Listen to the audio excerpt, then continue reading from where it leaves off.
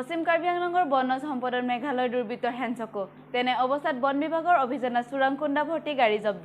খেৰণী বন বিভাগে অভিযান চলাই মাথাদে অঞ্চলৰ পৰা মেঘালয় অভিমুখী ML04C8047 নম্বৰৰ চোৰাংকুণ্ডা ভৰ্তি গাড়ীখন জব্দ কৰি খেৰণী বন বিভাগৰ কাৰ্যালয়ত লৈ আনে লক্ষণীয় যে বন বিভাগে চোৰাংকুণ্ডা ভৰ্তি গাড়ীখন জব্দ কৰিবলৈ সক্ষম হৈছে যদিও কুণ্ডা সৰবাকাৰীক কৰায়ত্ব কৰিব নোৱাৰা সৃষ্টি হৈছে ৰহস্যৰ হয় বস্তুটো আমি আগৰ পৰা মানে আপোনালোকৰ নিউজতো কৈ আছো যে আমাৰ ষ্টাফ শৰ্ট ইয়াত আৰু আমাৰ ইয়াত গাড়ী নাই গাড়ীৰটো প্ৰব্লেম আছে আমি বাৰে বাৰে এইটো কথাটো কৈ আছো আগৰ পৰা কৈ আছো যদি আমি ষ্টাফ যদি থাকে বা গাড়ী চাৰি যদি থাকে তেনে সিহঁতৰ চোৰক এটা ইমান সাহস নহলে হয়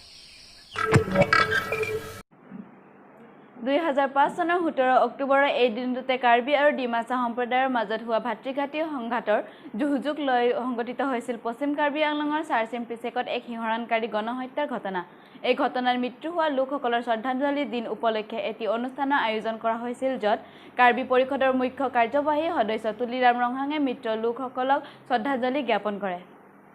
এটা অভিযুক্ত দিন 2005 চনৰ 17 অক্টোবৰ এই দিনটোতে কাৰ্বি আৰু ডিমাছা সম্প্ৰদায়ৰ মাজত হোৱা ভাতৃঘাতীৰ সংঘাতৰ সুযোগ লৈ সংঘটিত হৈছিল পশ্চিম কাৰ্বি আংলঙৰ চাৰচিম পিছেকত এক হিংসাত্মক গণহত্যাৰ ঘটনা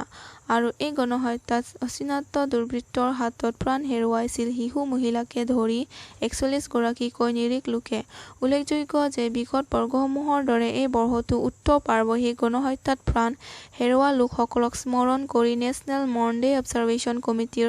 উদ্যোগত আজি আয়োজন কৰা শোক দিৱস কাৰ্যসূচীৰ জৰিয়তে জন প্ৰাৰ্থনাৰ শ্ৰদ্ধাঞ্জলি জ্ঞাপন কৰে কাৰ্বি পৰিষদৰ মুখ্য কাৰ্যবাহী সদস্য তুলিৰাম ৰংহাং কাৰ্বি পৰিষদৰ বৃহৎ সজাতি দলৰ লগতে বিভিন্ন দল সংগঠন আৰু অন্য ৰাজনৈতিক দলসমূহে লগতে স্মৃতিশলীত প্ৰাণ হেৰুওৱা লোকসকলৰ সোঁৱৰণিত ইতিমধ্যে নিৰ্মাণ কৰি তোলা এটা ৰাজহুৱা প্ৰেক্ষাগৃহৰো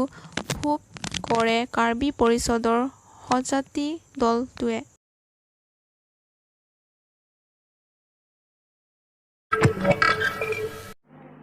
চেণ্টাৰ বজাৰৰ সমীপত 36 নং ৰাষ্ট্ৰীয় ঘাইপথত ভয়ংকৰ পথ দুৰ্ঘটনা হয় তাত 3জনকৈ আহত আৰু এজনী মহিলা নিহত হয় যোৱা 17 তাৰিখে 36 নং ৰাষ্ট্ৰীয় ঘাইপথৰ চেণ্টাৰ বজাৰৰ সমীপত পথ দুৰ্ঘটনা সংঘটিত হোৱা প্ৰায় 1:20 মান বজাত তাত 3জন লোক আহত আৰু এজনী মহিলা নিহত হয় ঘটনাটো সংঘটিত হয় দুখন বাইকৰ সংঘৰ্ষত আৰু তাত মহিলাজনীৰ থিতাতে মৃত্যু হয় নাম আস্মিতা তকবিপি বয়স 19 তেওঁৰ ঘৰ ফুলনিৰ লোৱাৰ তেৰণ গাঁৱৰ বাহিন্দা বাকী 3জনৰ নাম ঠিকনা এনে ধৰণৰ চাকনা বাগলাৰী বয়স 25 দমকাৰ বেৰতলাৰ নিবাসী জুম ব্লাউ বহুমতাৰী বয়স 21 হজাই কাকিৰ জোৰা পুখুৰীৰ অন্তৰ্গত আৰু থেংটম তকবি বয়স 21 হজাই ফুলনিৰ চালাবৰ তেৰণ গাঁৱৰ অন্তৰ্গত বাইকৰ কেইখনৰ নাম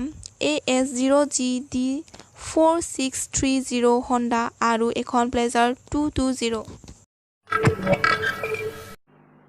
মই গংগোত্ৰী বৰাই আজি ষ্টুডিঅ'ৰ পৰা বিদায় লৈছো ধন্যবাদ দিনটো শুভ হওক